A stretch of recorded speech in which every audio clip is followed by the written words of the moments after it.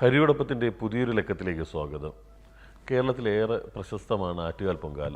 വരുന്ന മാസമാണ് ആറ്റുകാൽ പൊങ്കാല. ഈ പൊങ്കാല അർപ്പിക്കുന്നുണ്ടുള്ള പ്രയോജനം എന്താണ്? എന്തിനാണ് ഈ പൊങ്കാല അർപ്പിക്കുന്നത്? കേരളത്തിലെ ക്ഷേത്രങ്ങളിലെ പ്രാർത്ഥനാ രീതികളിലും എന്താ പറയുക, വഴിപാട് സമ്പ്രദായത്തിലൊക്കെ വളരെയധികം വ്യത്യാസമുണ്ട്. നമുക്കറിയാം, നമ്മളൊരു ക്ഷേത്രത്തിൽ പോയി നമ്മൾ പ്രാർത്ഥിക്കുന്നു, ഒരു വഴിപാട് കഴിക്കുന്നു, ഒരു പുഷ്പാഞ്ജലി കഴിക്കണം, ഒരു പായസം നേദിക്കണം, അല്ലെങ്കിൽ ഇങ്ങനെ ഏതെങ്കിലും തരത്തിലുള്ള വഴിപാടുകളൊക്കെ കഴിക്കുമ്പോൾ ആ വഴിപാട് നമ്മൾ വേറൊരാളെ ഏൽപ്പിക്കുകയാണ്, അവിടുത്തെ മേശാന്തി ഏൽപ്പിക്കുകയാണ്. അപ്പോൾ മേശാന്തി നേരെ പോയി ശ്രീകോവിലിൻ്റെ ഉള്ളിൽ പോയിട്ട് നമുക്ക് വേണ്ടി ഓൺ ബിഹാഫ് ഓഫ് എന്താ പറയുക, നമുക്ക് നമ്മുടെ ആവശ്യത്തിന് വേണ്ടി അദ്ദേഹം നമുക്ക് വേണ്ടി പ്രാർത്ഥിക്കുകയാണ്. അപ്പോൾ നമ്മുടെ കേരളത്തിലെ വഴിപാട് സമ്പ്രദായങ്ങൾ ഓൾമോസ്റ്റ് എല്ലാ സംഭവങ്ങളും ആ ഒരു തലത്തിലാണ്. അതായത് ഒരു മീഡിയേറ്റർ ഇല്ലാതെ നേരിട്ട് നമ്മുടേതായിട്ടുള്ള വഴിപാടുകൾ സമർപ്പിക്കുന്ന രീതി വളരെ കുറവാണ്. എന്നാൽ ഈ പൊങ്കാല, നമുക്കറിയാം, പൊങ്കാല ഒരു കേരളത്തിലെ രീതിയല്ല, ഒരുപക്ഷെ തമിഴ്നാട്ടിൽ നിന്ന് വന്നിട്ടുള്ള ഒരു രീതിയാണ്. അത് പൂർവിക കാലം തൊട്ട് ഒരുപക്ഷെ കേരളത്തിൽ നടന്നു വന്നിരുന്ന ഒരുപക്ഷെ ഏക ക്ഷേത്രം എന്ന് പറയുന്നത് ഒരുപക്ഷെ ആറ്റുകാലായിരിക്കും എന്ന് ഞാൻ വിശ്വസിക്കുന്നു. കാരണം അവിടെ നിന്ന് നിരവധി ക്ഷേത്രങ്ങളിൽ ഈ കാലഘട്ടത്തിൽ പൊങ്കാല വന്നിട്ടുണ്ടെങ്കിൽ കൂടി ഒരുപക്ഷെ കേരളത്തിൽ ആദ്യം ഉണ്ടായിട്ടുള്ളത് അടുത്ത ഒരു പ്രദേശവും ആ ഒരു സാംസ്കാരിക ബന്ധങ്ങളൊക്കെ ഉള്ളതുകൊണ്ടായിരിക്കാം എന്ന് നമുക്ക് വിചാരിക്കുന്നു. നമുക്ക് പൊങ്കാലയുടെ എന്തുകൊണ്ടാണ് ഇങ്ങനെ ഒരു പൊങ്കാലയ്ക്ക് ഒരു പ്രാധാന്യം വരിക എന്ന് നമുക്ക് ശരിക്കും ചിന്തിക്കേണ്ട ഒരു സാധനം തന്നെയാണ്. ഞാൻ പറഞ്ഞല്ലോ, നമ്മൾ ഇവിടെ മീഡിയേറ്റേഴ്സിനെ വെച്ചിട്ടാണ് നമ്മൾ ഈ പറഞ്ഞ വഴിപാടുകളും പൂജയും ചെയ്യുന്നുണ്ടെങ്കിൽ, നേരിട്ട് ചെയ്യുന്ന വഴിപാടായിട്ട് വരുമ്പോൾ അത് എന്തായിരിക്കും അതിൻ്റെ ഒരു സങ്കല്പം ഉണ്ടാവുക. ഇപ്പോൾ പൊങ്കാല നമുക്കറിയാം, തമിഴ്നാട്ടിലെ ഏറ്റവും പ്രധാനപ്പെട്ട ഉത്സവങ്ങളിലൊന്നാണ് പൊങ്കൽ. അതായത് പൊൻകലത്തിൽ അവിടെ ഈ പൊൻകലം എപ്പോഴാണ് ഉപയോഗിക്കുക? പൊങ്കൽ എപ്പോഴാണ് ചെയ്യുക? അതായത് അവിടെ കൃഷി കഴിഞ്ഞ സമയത്തിൽ, കൃഷി കാലഘട്ടം കഴിഞ്ഞ് കൊയ്ത് കഴിഞ്ഞ് വരുന്ന ഒരു പ്രത്യേക സമയത്ത് ഒരു പൊങ്കൽ ആഘോഷിക്കുകയാണ്. കാരണം എന്താ വെച്ചാൽ അതിൽ നിന്ന് കിട്ടിയ നെല്ല് അത് കരത്തിൽ വേവിച്ച് അത് ബാക്കി എല്ലാവർക്കും കൊടുക്കുന്ന ഒരു കർഷക സംസ്കാരത്തിൻ്റെ ഒരു ഭാഗമാണ്. ആ ഭാഗത്തു നിന്ന്, അല്ലെങ്കിൽ ആ ഒരു ഉത്സവത്തിൻ്റെ ഒരു ഭാഗത്തു നിന്ന് ഓരോ ക്ഷേത്രങ്ങളിൽ ഇത് നിവേദ്യമായി മാറുകയാണ്. അപ്പം നമ്മൾ ക്ഷേത്രങ്ങളിൽ വഴിപാടുകൾ, നമ്മൾ പായസം നിവേദിക്കുന്നു, പാൽപ്പായസം നിവേദിക്കുന്നു, കടുംപായസം നിവേദിക്കുന്നു, അപ്പം നിവേദിക്കുന്നു, അരവണ നിവേദിക്കുന്നു. എന്താണ് ആ നിവേദ്യത്തിൻ്റെ സങ്കല്പം? നമ്മൾ ഇത്ര മനോഹരമായിട്ട് ഇത്ര ഭംഗിയായിട്ടുണ്ടാക്കിയ ആ നിവേദ്യം ഈശ്വരനെ കൊണ്ട് കഴിപ്പിച്ച് ഈശ്വരൻ അത് ഭംഗിയായിട്ട് കഴിച്ചു എന്ന് കാണുന്ന പോലെ സങ്കല്പിച്ച് അത് കഴിക്കുമ്പോൾ, ആ കഴിച്ച് കിട്ടുമ്പോൾ ഒരു തൃപ്തി, അതേ പ്രസാദം, അതിൽ നിന്ന് ലഭിച്ച പ്രസാദം ഈശ്വരൻ അത് കഴിച്ചതാണ് എന്നുള്ള സങ്കല്പത്തിൽ പ്രസാദം എന്താ ചെയ്യുക? അത് നമ്മൾ കുഴികുത്തി കളയുകയും ചെയ്യുക. നിരവധിയായിട്ടുള്ള ഭക്തജനങ്ങൾ, അല്ലെങ്കിൽ ബാക്കി മനുഷ്യരായിട്ടുള്ള ഈശ്വരന്മാരെ ചുറ്റും നിൽക്കുന്ന എല്ലാവരും ഈശ്വര ഗുണമുള്ളവരാണ്. ഇതിൻ്റെ പ്രസാദം ആരാണ് സേവിക്കുന്നത്?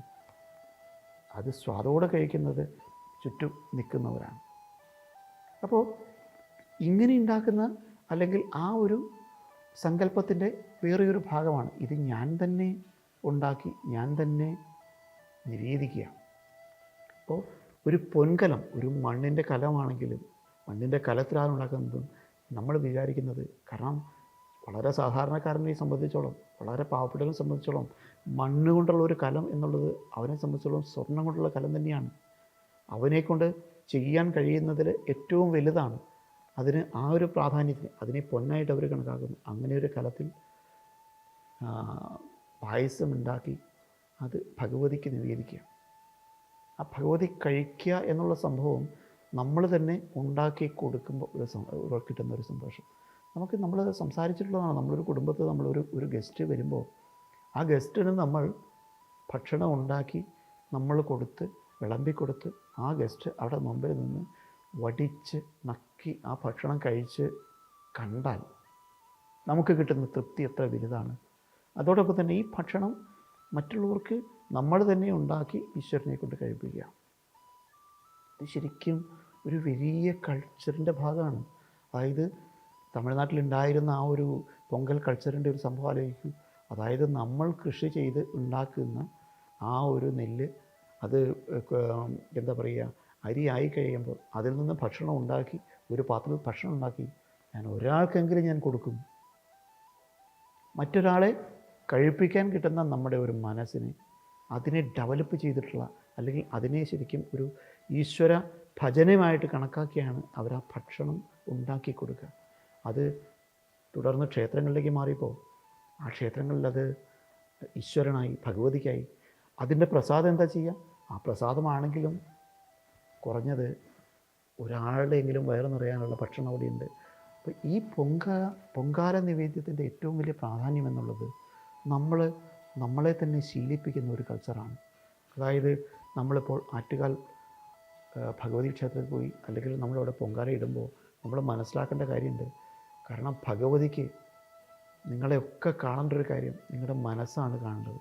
ഭഗവതിക്ക് എല്ലാവരുടെ കയ്യിൽ നിന്ന് പായസം ലഭിക്കാൻ വേണ്ടിയല്ല, നിങ്ങളുടെ മനസ്സ്. കാരണം ഞാനും ഒരുപടി ഭക്ഷണം അല്ലെങ്കിൽ എൻ്റെ കയ്യിലുണ്ട് എങ്കിൽ ഞാൻ വേറെ ആർക്ക് വേണ്ടിയും കഷ്ടപ്പെട്ട് ഉണ്ടാക്കി കൊടുക്കാൻ ഞാൻ തയ്യാറാണ്, അല്ലെങ്കിൽ ഞാനത് ചെയ്യാൻ എൻ്റെ ഒരു മനസ്സുണ്ട് എന്ന് നമ്മളെ തന്നെ ശീലിപ്പിക്കുക. അത് ഭഗവതിയെ നമ്മൾ ബോധ്യപ്പെടുക. ഭഗവതി എന്നുള്ളത് ആ ഒരു ഈശ്വര സങ്കല്പം നമ്മളിൽ തന്നെ ഉള്ളതാണ്. അപ്പം നമ്മൾ പൊങ്കാലയ്ക്കായിട്ട് നമ്മളൊരു കലത്തിൽ പായസം ഉണ്ടാക്കി നമ്മൾ സമർപ്പിക്കുമ്പോൾ അത് നമ്മുടെ തന്നെ ഒരു സംസ്കാരത്തെ, ഞാൻ ഇതുകൂടി ആര് വന്ന് ഭക്ഷണം ഇല്ലാത്ത ആര് വന്ന് എൻ്റെ മുമ്പിൽ വന്നാലും അവർക്ക് ഞാൻ ഭക്ഷണം ഉണ്ടാക്കി കൊടുക്കും എന്ന് നമ്മളെ തന്നെ ബോധ്യപ്പെടുത്തുന്ന ആ ഒരു കൾച്ചറിൻ്റെ ഭാഗമായിട്ട് തന്നെ കണക്കാക്കണം. ഇതിനപ്പുറത്തേക്ക് വേറൊരാൾക്ക് വിശന്ന് വലഞ്ഞിരിക്കുന്ന ഒരാൾക്ക് ഭക്ഷണം ഉണ്ടാക്കി കൊടുക്കാൻ കഴിയുന്ന അത്ര വലുതായിട്ടുള്ള ഒരു പ്രാർത്ഥനയും ഒരു വഴിപാടും ഈ ലോകത്തില്ല.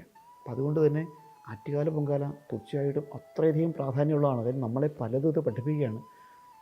ഈ പൊങ്കാലയോടൊപ്പം ഈ പൊങ്കാല കഴിയുമ്പോൾ ഇതൊരു വഴിപാടാണ്, ഇത് കഴിയുമ്പോൾ എനിക്ക് ഇത്ര നേട്ടമുണ്ടാവും എന്ന് നമ്മൾ സ്വയം മാത്രം വിചാരിച്ചിട്ട് കാര്യമില്ല. ഈ ഒരു സംസ്കാരം നമ്മളിലേക്ക് ഉണ്ടാവണം. ഇനി നമ്മൾ ഇതിന് ശേഷം, ഈ വഴിപാടിന് ശേഷം നമ്മൾ നമ്മുടെ മുമ്പിലേക്ക് അന്നത്തിന് വേണ്ടി മുട്ടുന്ന ആര് വന്നാലും അവർക്ക് നമ്മൾ ഭക്ഷണം കൊടുക്കണം.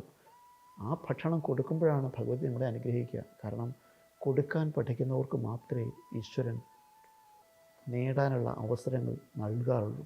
ആറ്റുകാൽ പൊങ്കാല അർപ്പിക്കുമ്പോൾ നമുക്ക് ഓരോരുത്തർക്കും ഉണ്ടാകേണ്ട മാനസികാവസ്ഥ അല്ലെങ്കിൽ നമ്മുടെ മനസ്സിലുണ്ടാകേണ്ട പ്രാർത്ഥന എന്തായിരിക്കണമെന്ന് ഹരിയുടെ വ്യക്തമായി പറയുകയുണ്ടായി. നിങ്ങളുടെ അഭിപ്രായങ്ങൾ കമൻറ്റ് ചെയ്യുക. ഒപ്പം ഈ വീഡിയോ മറ്റുള്ളവരിലേക്കും ഷെയർ ചെയ്യുക. മറ്റൊരു വിഷയവുമായി വീണ്ടും കാണാം.